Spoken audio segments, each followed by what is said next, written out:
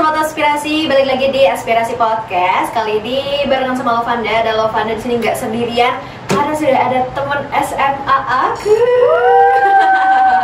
Kenapa saya membawa teman SMA saya ke sini? Karena beliau sangat menginspirasi ya, harusnya. Pastinya dong. Pasti sangat menginspirasi. Betul. Kita kenalan dulu nih. Di sini ada Atia. Halo semuanya, halo Sobat Aspirasi. Aku Atia dan sekarang aku kuliah di UB jurusan Ilmu Politik semester 4. Yeay, sama yeay. Oke, sebelum kita ngobrol-ngobrol nih ya, kita live update dulu ya sih kehidupan semester 4-mu. Gimana? Oke, kehidupan semester 4 sedikit unexpected karena banyak banget tugas-tugasnya lebih dari sebelumnya, banyak banget proyeknya. Dan untuk pertama kali nggak sih, aku lebih ngerasa kayak aku harus effort banget nih buat ngerjain tugas, buat buat segalanya itu it takes so much effort sebenarnya buat kuliah. Dan udah mulai berasa kuliahnya. Iya, udah berasa mulai banget nih mahasiswanya. Kalau sebelumnya main-main, sekarang kayak udah ngerasa banget nih belajarnya. Tapi kalau dia mau politik berarti semester 4 udah peminatan gitu ya? Udah. Aku ngambil peminatan kebijakan publik dan politik Indonesia. Betul. Udah, ini kan sekarang kita take podcast ini bulan Juni ya. Bulan Mei. Bulan Mei terus bulan Juni kita bakal UAS. Betul. Udah mulai ada project UAS berarti? Atau belum? Ada satu. Baru satu. Habis ini ada lagi. Matkulnya ada berapa sih? Ada 8. Ada 8 ya. Kita tinggal tunggu nih apa 7 matkul lainnya projectnya ya. Betul, ditunggu aja kerja kelompoknya ya.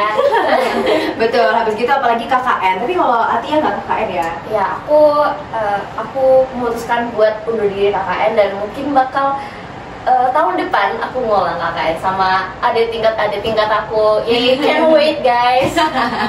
Oke, kamu memutuskan untuk mengurungkan diri KKN karena emang ini ya persiapan buat ISMA. Ya betul, karena aku denger nih kalau persiapan ISMA itu rada hektik. Jadi aku merasa ada wanti-wanti gitulah buat sedikit hold back gitu aktivitas aku. Jadi aku memutuskan untuk mengundurkan diri gitu. Oke, nah itu dia ya Sobat Aspirasi, kita tuh bakal mengulik tentang ISMA karena Atia ini adalah salah satu ordi ISMA tahun ini ya 2024.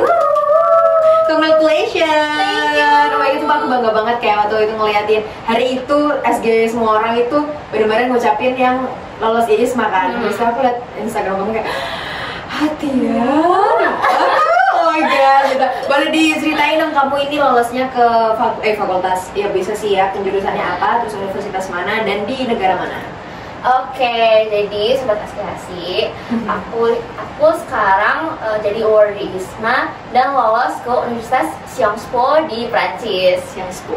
Ya betul. Dan sedikit tentang Sciences Po adalah Sciences Po ini adalah salah satu institut yang memang mewadahi jurusan-jurusan atau program studi yang berhubungan dengan ilmu politik dan hubungan internasional gitu. Emang linear ya? Emang linear gitu. Benar. Tapi emang kamu dari dulu sudah mengimpikan pengen di ISMA ya? Atau kayak tiba-tiba nih semester 4 daftar deh gitu? Iya, aku lebih ke yang kedua sih. Jadi aku awalnya itu memutuskan untuk ikut ISMA karena akhir Desember tuh kan aku abis demisioner nih, jadi kayak aku gabut banget gitu. Karena gabut, oke.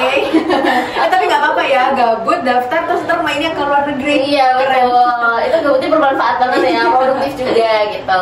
Jadi aku kayak nulis nih apa aja sih yang mau aku lakuin di tahun 2024 dan kebetulan waktu itu ada desas-desus gitu, ISMA mau buka pendaftaran, so kayak maybe ini bisa jadi apa yang aku lakuin gitu 2024. Akhirnya aku nulis itu dan Januari aku kayak mulai prepare gitu. Mulai Januari ya. Pendaftarannya kapan ya? Pendaftarannya itu tengah Februari gitu. Wow, cukup singkat ya ternyata keputusannya ya. Gitu. Agak mendadak gitu. Benar-benar. Atau apakah ada tujuan lain kamu pengen di ISMA atau cuma benar-benar kayak ngapain ya? Kayak aku bingung nih mencari kesibukan atau ada tujuan lain?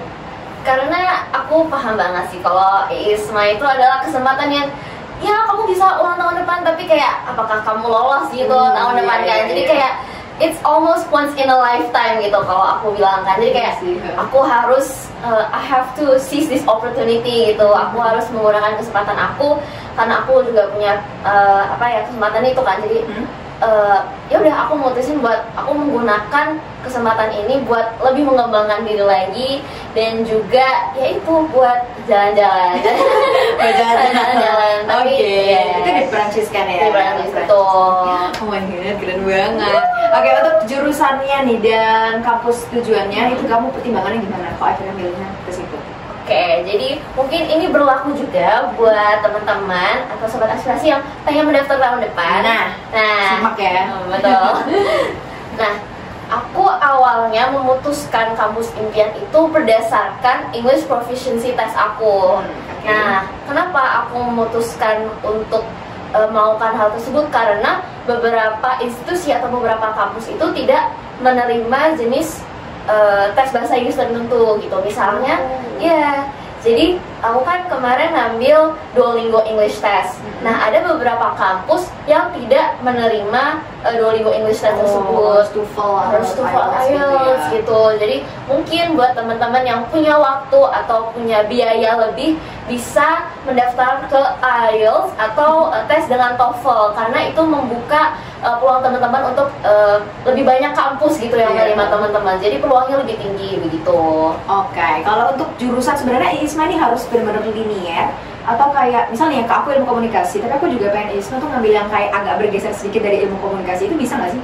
Bisa banget sebenarnya. Jadi Isma itu sebenarnya bahkan encourage awardees-nya untuk belajar subjek-subjek atau bidang yang di luar mata kuliah mereka atau di luar jurusan mereka begitu. Tapi aku balik sendiri ke diri sendiri gitu.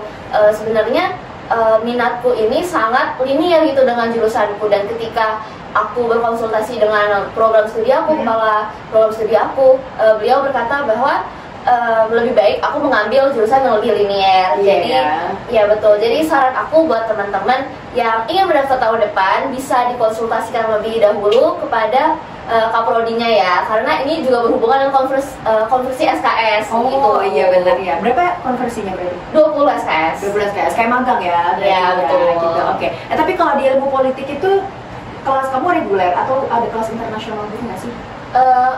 Karena tahun ini ya baru buka ya IUP, jadi aku untuk angkatan aku tentu saja kelas reguler.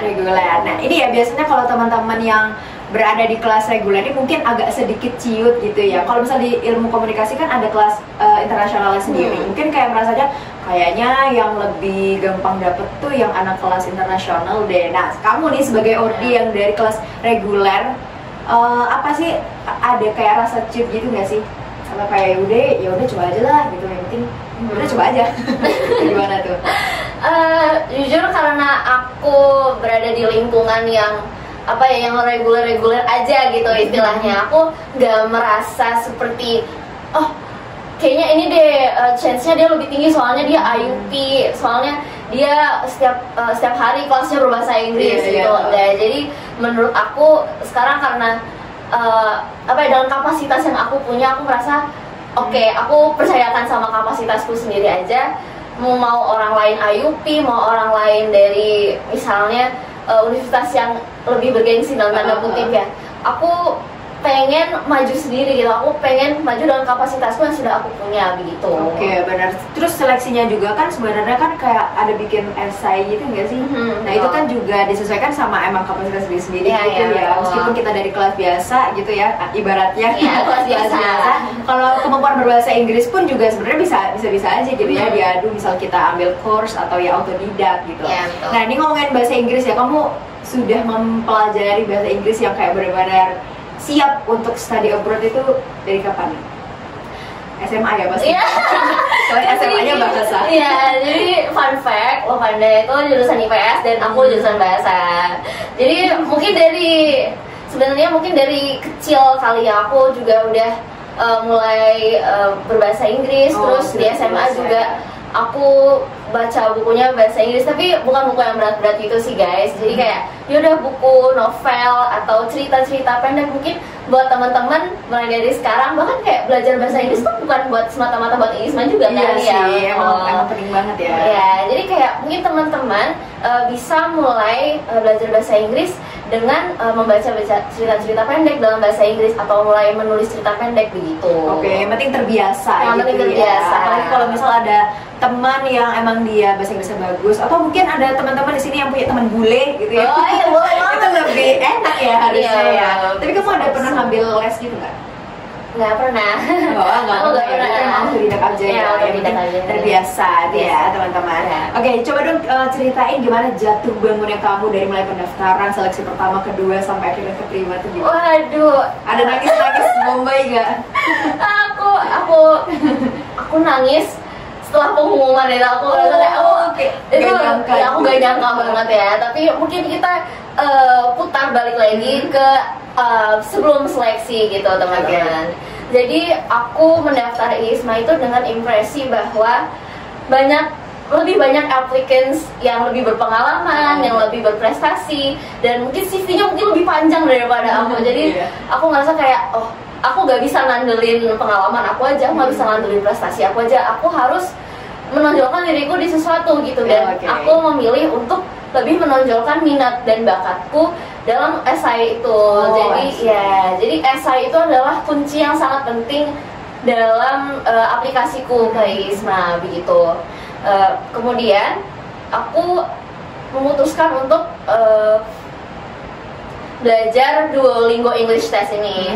Jadi nggak cuma kita belajar bahasa Inggris secara general ya, secara umum, tapi kita juga harus mempelajari apa aja sih yang dikeluarin, apa aja sih tipe jenis soalnya yang dikeluarin Duolingo English Test ini. Karena English Test ini kan sebuah ujian gitu, pasti ada tipe-tipe soal yang keluar gitu, kayak misalnya kayak UN, SBMPTN pasti kan banyak gitu jenis soalnya. Jadi aku aku belajar Duolingo itu seperti aku belajar untuk SBMPTN, meskipun aku punya pengalaman yang mungkin aku punya kemampuan bahasa Inggris yang cukup gitu, tapi kembali lagi aku harus belajar tipe-tipe soal seperti apa yang disajikan dalam Duolingo English Test tersebut. Oke, itu berarti ya esai ya yang penting banget ya. Esai. Kamu ada kayak belajar untuk menulis esainya itu dari mana? Atau emang ada yang membimbing dari dosen? Oke. Jadi sebenarnya aku itu emang suka nulis. Mungkin karena aku dari SMA juga udah kebiasa menulis cerita atau menulis nulis esai gitu. Jadi waktu aku nulis itu kayak udah let it flow aja. Tapi yang aku pastiin adalah tulisan atau esai aku ini di proofread, dan kebetulan aku ada teman aku yang jurusan sastra Inggris, jadi aku menyerahkan esai itu ke beliau dan akhirnya di proofread, kemudian aku revisi lagi, jadi dari situ. Wow, emang ya itu ya, kayak kita harus bisa nginiin sendiri lah ya istilahnya. Misalnya sekarang itu kalau misalnya kita mau berusaha tuh ada aja gitu loh orang-orang ataupun wadah yang bisa membantu kita untuk mencapai sesuatu. Dan berarti sebenarnya dari kebiasaan yang udah dibangun dari lama gitu ya, itu juga sangat membantu ya. Kayak contohnya tadi nulis, kayak mungkin teman-teman di sini bisa belajar latihan untuk menulis tuh nggak harus yang langsung esai gitu ya, yang penting ya nulis aja gitu ya. Bahasa Inggris pun begitu, nggak yang harus kayak ngambil course, tapi misal di sehari-hari kamu nge-vlog random bahasa Inggris itu kan juga sangat membantu gitu. Oke, sekarang nih kamu udah keterima ya kan? Apa persiapan yang udah disiapin? Oh, gini, jangan dulu deh. Ekspektasi kamu nanti kuliah dan hidup di Perancis itu seperti apa? Sebenarnya ekspektasi aku itu lebih mungkin di ranah akademik ya. Itu kan pasti beda gitu settingnya kan di kelas itu pasti pemikiran orang-orang di sana lebih berbeda daripada kita, budaya kita berbeda, apalagi budaya akademik gitu, dimana di Prancis atau di Eropa Barat sana pasti banyak perdebatan atau lebih banyak diskusi. Oke, benar. Betul. Dan untuk ranah jalan-jalan sendiri gitu ya.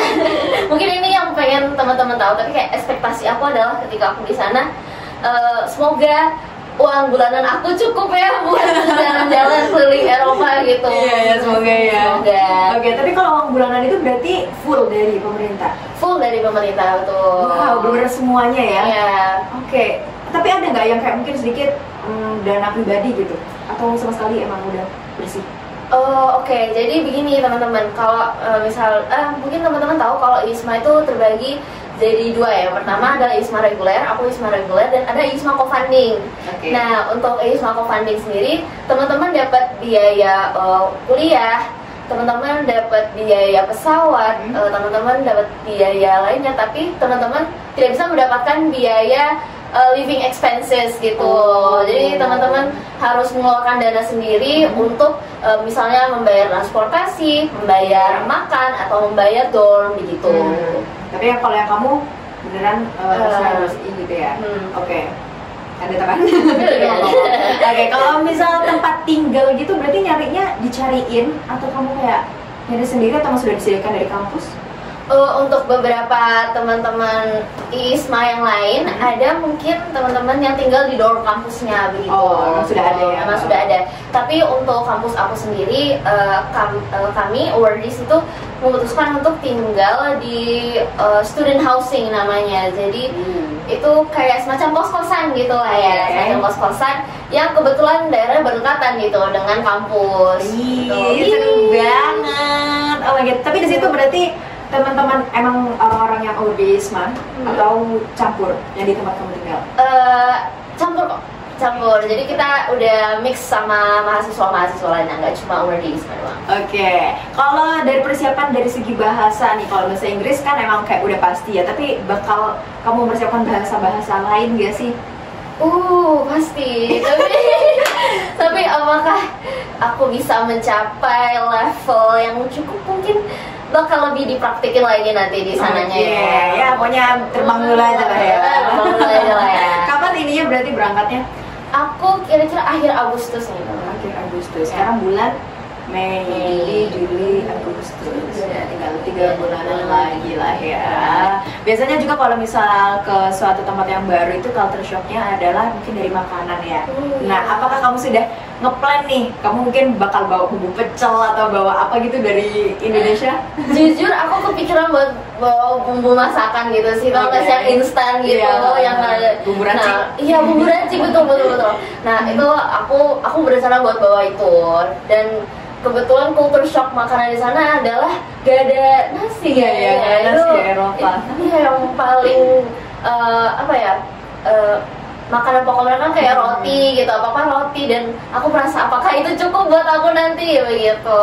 Iya, apa tuh mungkin mulai latihan dari sekarang kali mungkin ya? Kali ya. Roti kentang gitu ya kan? Itu makanannya. Bener-bener. Kalau soal musim nih, berarti nanti kamu kan 6 bulan ya? 1 semester ya?